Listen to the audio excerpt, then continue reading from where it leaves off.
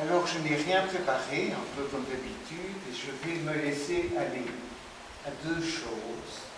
D'abord à l'exposition elle-même, et puis parce que Jacques appartient à cette catégorie, j'ai eu l'occasion de lire ses considérations. Vous savez, il y a comme ça, j'emploie le mot des artistes, qui écrivent sur leur métier, sur leur travail. Ils sont interpellés, tous les artistes sont interpellés évidemment par la rencontre avec leur discipline. Mais Jacques non seulement est interpellé, mais il écrit. Et ce qu'il m'écrivait était une bonne introduction à l'exposition de ce jour, de ce mois. De quoi me parlait-il? Eh bien, ça ne vous étonnerait pas de l'impressionnisme, des peintres impressionnistes. C'est évidemment, j'ose reprendre le mot, l'impression que nous avons lorsque on se promène dans cette exposition. Nous avons affaire à quelqu'un, à un peintre, qui manifestement est confronté à ce qu'étaient ces lointains aïeux de voilà 125 ou 150 ans des impressionnistes. En clair, il a un problème et une solution, bien entendu, avec la lumière. Et aussi, c'était sous-jacent dans ce qu'il m'écrivait, encore qu'il ne l'indiquait pas expressément, avec ce qu'on peut appeler l'objectivité dans l'art. Finalement, c'est une réflexion sur ce que peint l'artiste. Et donc, il faisait cette réflexion pour lui-même. Et lorsque je le lisais, j'avais l'impression qu'il m'indiquait que finalement, l'art n'est pas subjectif, mais qu'il est essentiellement objectif, parce qu'il ne ment pas, en ce sens que l'artiste cherche à rendre ce que la nature, par exemple, lui présente. Et je pense qu'en l'occurrence, Jacques se trompe et qu'il le montre ici. Moi, à l'inverse, j'ai toujours été persuadé qu'un artiste est un manipulateur, en ce sens que, bien sûr, il est inspiré par ce qui est, par ce qu'il voit, mais ça passe par sa subjectivité. Et vous savez, cher Jacques, on peut faire facilement l'exercice de mettre 10 artistes devant un site à peindre, 10 artistes dits figuratifs, 10 vrais paysagistes. Eh bien, ce qu'ils vont rendre, c'est 10 œuvres complètement différentes. Ils auront retraduit à travers eux la réalité. Et c'est en ce sens-là que même quand le peintre paysagiste, comme toi, ne veut pas mentir, parce qu'il veut s'inspirer du réel. Je vais parler de quel réel, parce que c'est présent dans son exposition ici. Même quand il veut peindre le réel, ce qu'il fait, honnêtement, il lui met beaucoup de lumière. Alors, et ça c'est intéressant, et il m'en parlait aussi dans ce qu'il m'écrivait, c'est que Jacques, qui veut peindre le réel, veut peindre tout ce qu'il voit. Et il veut peindre notamment le mouvement. Et dans ce qu'il m'écrivait, il disait, je veux peindre les nuages qui bougent, je veux peindre l'eau qui coule, je veux peindre les personnages qui apparaissent. Je peins toute une vie, mais que je vais figer à un moment donné. Et donc, faites bien attention à plusieurs des œuvres, il s'agit surtout des souliers, qui sont ici présentes, vous verrez que ce que l'on y ressent, c'est de figer les mouvements qui traversent la nature. Et c'est particulièrement vrai, par exemple, quand vous vous trouvez dans ces scènes de plaine, devant ces champs, devant ces arbres, ces peupliers. Partout, on sent le frémissement, on sent le vent qui courbe les herbes. Tout ça bouge, et pourtant, Jacques les a figés définitivement. Et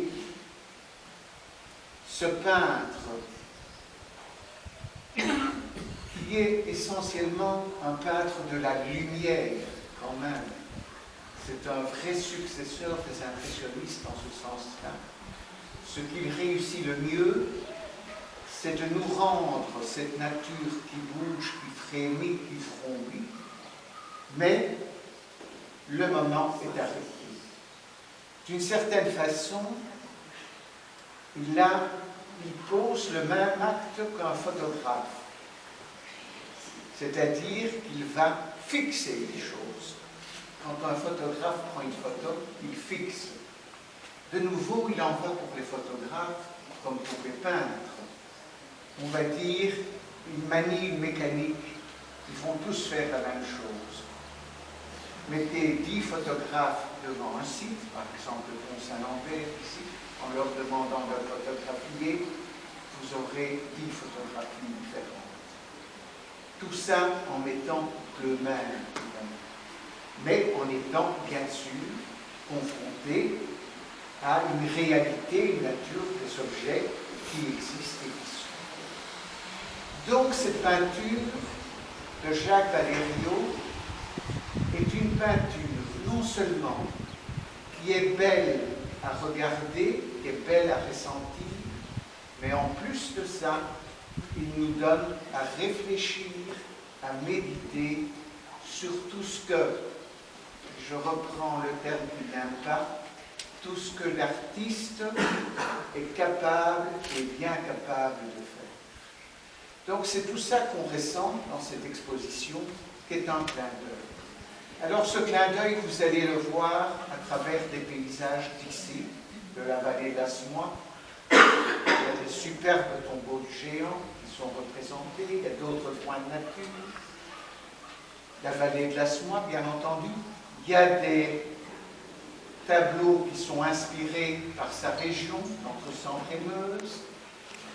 Puis, des idées qui viennent de plus loin, de la mer, le Cap Blanc-Nez. Il y a un peu de tout ça, mais ce qu'il y a, surtout, faites-y attention, c'est que l'homme, en tant que tel, y est absent. Il ne peint pas les êtres dans ces tableaux.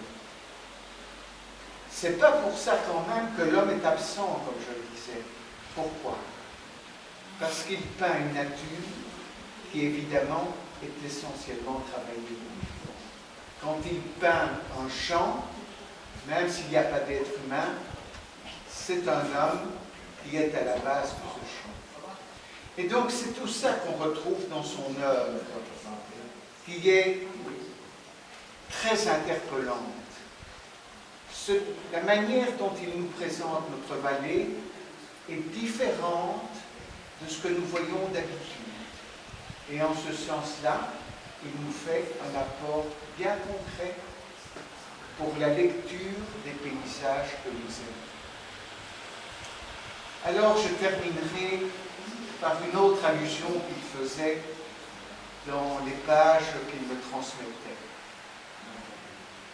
Il a employé ce mot que j'aime bien, c'est que la peinture est une écriture. Et c'est tellement vrai que pour beaucoup d'artistes, ils ne doivent pas signer expressément leur œuvre. Quand on voit leur tableau, on sait à qui ils appartiennent, leur peinture et leur signature.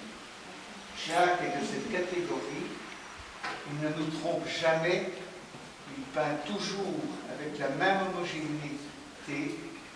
Il met son âme dans tout ce qu'il nous présente. Félicitations, Jacques. Merci.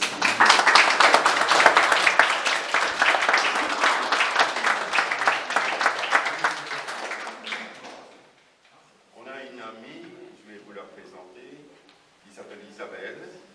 Et Isabelle est très attachée à quelque chose d'important, à une école où son petit côté, une école à Louvain-la-Neuve, mais elle va partager en urgence. Voilà, cher Jacques, nous te remercions encore une fois et publiquement cette fois pour ta généreuse démarche. Tu sais à quel point cela nous touche. Ton petit pote Elliot aurait été heureux et fier d'être parmi nous.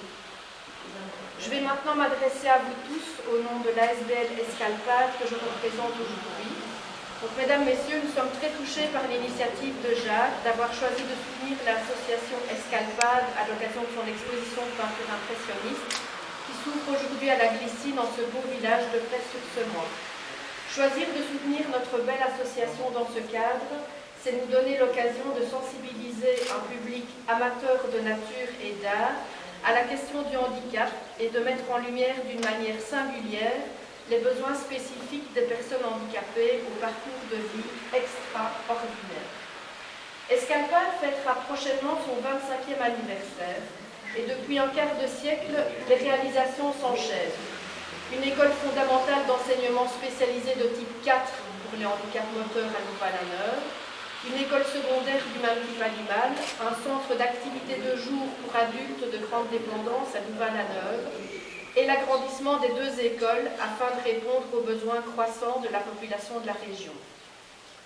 Durant l'été, Escalpade organise chaque année des stages adaptés, une initiative encore rare en région wallonne. En définitive, grâce à Escalpade, ce sont actuellement 200 familles qui bénéficient d'une solution d'activité de jour pour leurs enfants, adolescents ou adultes handicapés.